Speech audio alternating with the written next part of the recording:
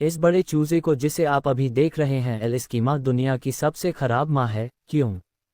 खैर, पहली बात तो यह है एल कि यह अपने खुद के घोंसले में भी नहीं बैठा है और साफ है कि यह खुद से चढ़कर यहाँ नहीं आया होगा। और दूसरी बात, किसी और के माता पिता इसकी देखभाल करते हैं।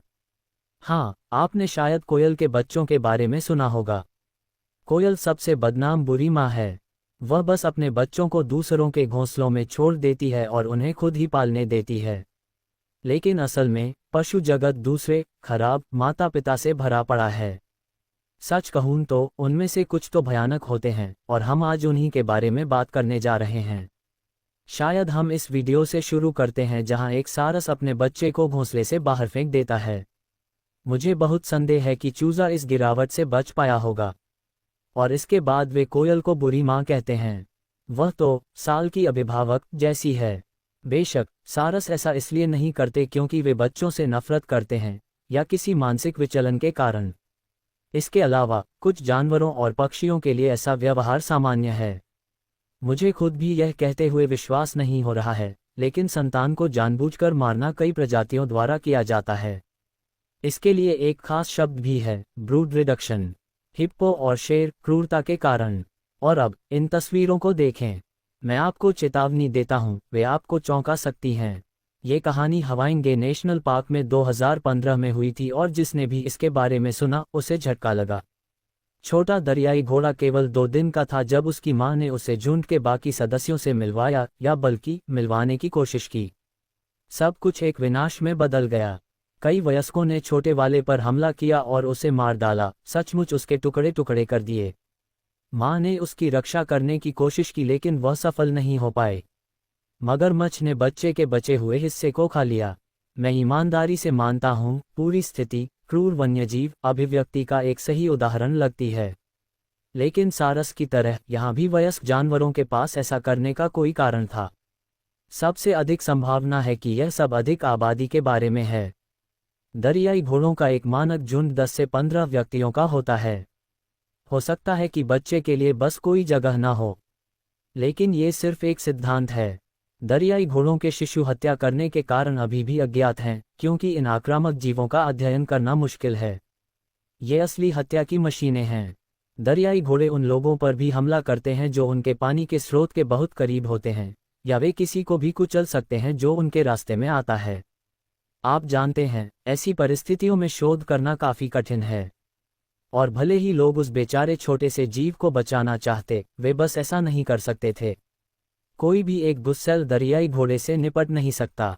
हालांकि जैसा कि मैंने कहा, ऐसा व्यवहार कई जानवरों के लिए आम है। यहाँ तक कि महान शेर भी अपवाद नहीं हैं। जब एक नर शेर गर्भ में बदलता है तो वह अपने पूर्ववर्ती के शावकों को मार डालता है, और वे अभी भी अपनी मां का दूध पी सकते हैं। तथ्य यह है कि अधिकांश स्तनधारियों की मादाएं तब तक संभोग नहीं कर सकती और गर्भवती नहीं हो सकती जब तक वे स्तनपान करा रही होती हैं। छोटे शेरों को मारकर नर अपने बच्चों के गर्भाधान के क्षण को करीब लाता है। फिर से कुछ व्यक्तिगत नहीं।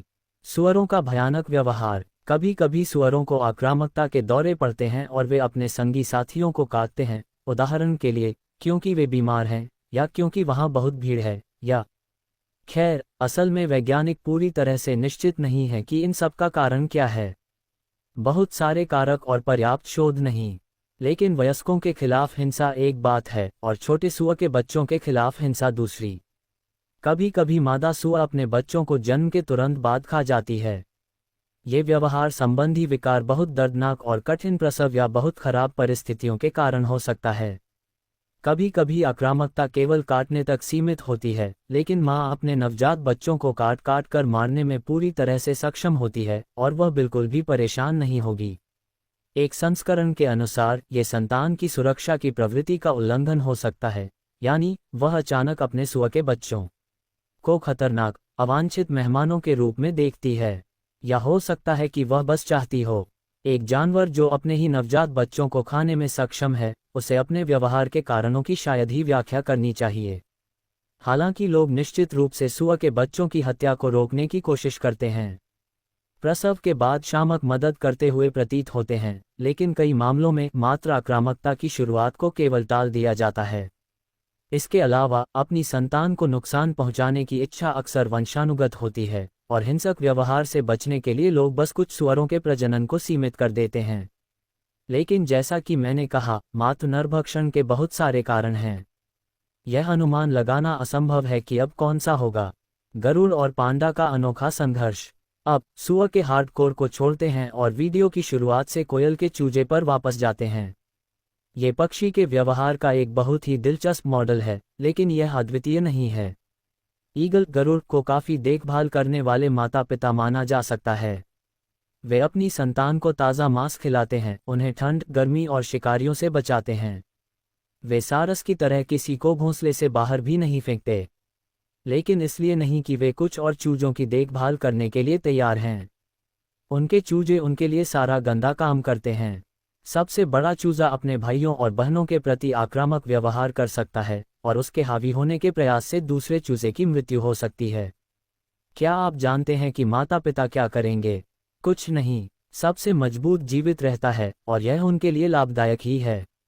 आप जानते हैं, भोजन की कम समस्याएं, बचा हुआ समय आप खुद पर खर्च कर सकते हैं। लेकिन रुकिए, ये केवल ईगल ही नहीं हैं। मैं घिनौने पालन पोषण के सबसे प्रसिद्ध उदाहरणों में से एक को लगभग भूल ही गया था। ये बेशक पांडा है, लेकिन जब ऐसा होता है तो अक्सर जुड़वां बच्चे पैदा होते हैं, और फिर एक युवा माँ को एक विकल्प का सामना करना पड़ता है, किस शावक को खिलाना है और किसे मरने के लिए छोड़ना है। हाँ, आपने सही समझा।